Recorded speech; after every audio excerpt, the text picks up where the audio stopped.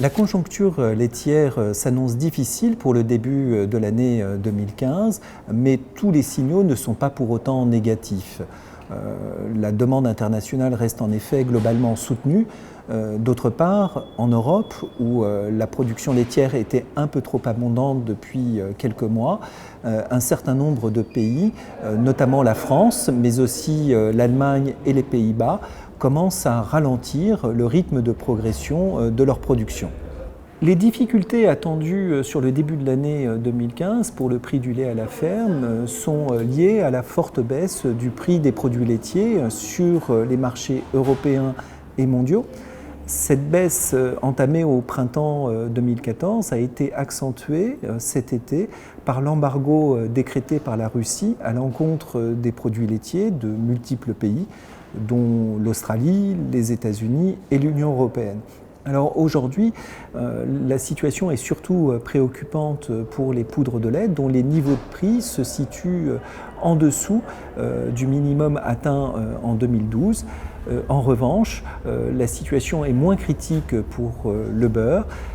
En effet, la baisse des cours semble pour l'instant enrayée et on note même une légère inflexion haussière depuis quelques semaines.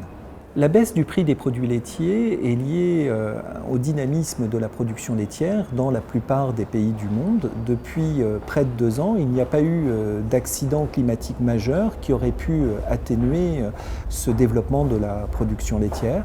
Et au cours des 12 derniers mois, la production s'est accrue de façon très soutenue au sein des 2 principaux pôles fournisseurs du marché international, avec une croissance de 9% en Nouvelle-Zélande et une augmentation de l'ordre de 5% dans l'Union européenne.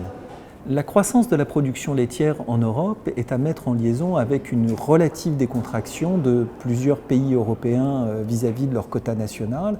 Sur la dernière campagne 2013-2014, qui s'est clôturée en mars dernier, pas moins de 8 pays étaient en situation de dépassement vis-à-vis de leur quota national. Et le cumul des dépassements individuels de ces 8 pays représentait un volume de 1,4 milliard de litres de lait et un montant global de pénalité dépassant 400 millions d'euros. Pour autant, les éleveurs des pays concernés ont continué d'augmenter leur production sur la campagne en cours 2014-2015, car les prix du lait étaient incitatifs à produire davantage sur les 3 premiers trimestres de l'année 2014. Depuis le début de l'année 2014, la production laitière s'est accrue dans l'intégralité des pays européens, à l'exception de la Grèce et de l'Espagne. Les croissances de production ont été parfois très soutenues, même dans des pays qui étaient en situation de dépassement de quotas lors de la précédente campagne de 2013-2014. C'est le cas notamment de la Pologne, qui a enregistré une croissance de production de 7,4% sur les 9 premiers mois de l'année 2014, ou bien encore de l'Irlande avec une hausse de 6,3%, ou l'Allemagne avec une augmentation de 4,2%. Ces différents pays, mais aussi l'Autriche, les Pays-Bas ou le Danemark, sont sous la menace de devoir acquitter des pénalités records à l'issue de la campagne 2014-2015, bien supérieures à celles de la campagne précédente, alors que le contexte, en termes de prix du lait, est beaucoup moins favorable. Ces perspectives de pénalités records pourraient amener un certain nombre de pays à ralentir le rythme de progression de leur production au cours des prochaines semaines. On le constate déjà en Allemagne où la production laitière avait été très dynamique sur le début de l'année et commence désormais à se ralentir.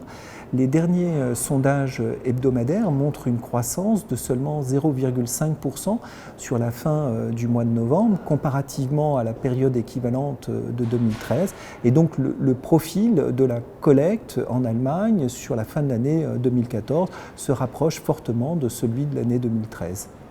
La France présente une évolution de sa collecte laitière assez similaire à celle de l'Allemagne au cours des dernières semaines, bien que la France ne soit pas menacée par un dépassement de son quota lors de la campagne 2014-2015.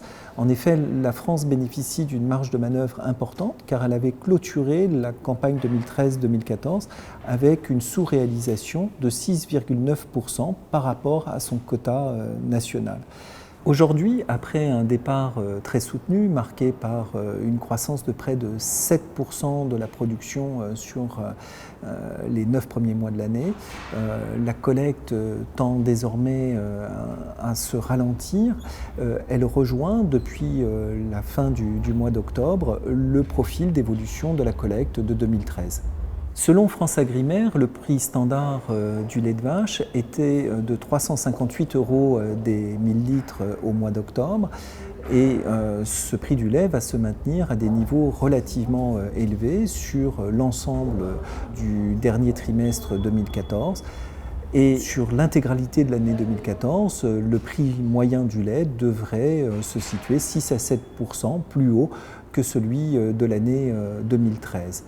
En ce qui concerne le début de l'année 2015, on s'attend en revanche à ce que le prix du lait se situe un cran en dessous des niveaux atteints fin 2014.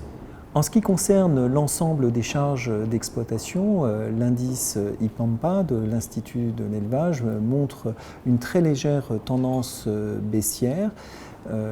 On note notamment au niveau des coûts d'alimentation qui sont représentés en vert sur ce graphique une baisse assez significative.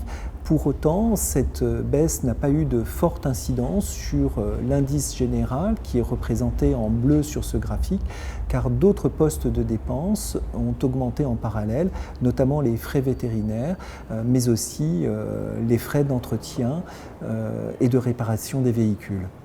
En guise de conclusion, le prix du lait à la ferme va rester à des niveaux relativement élevés sur l'ensemble du dernier trimestre 2014 avant d'entamer une phase de recul sur le début de l'année 2015.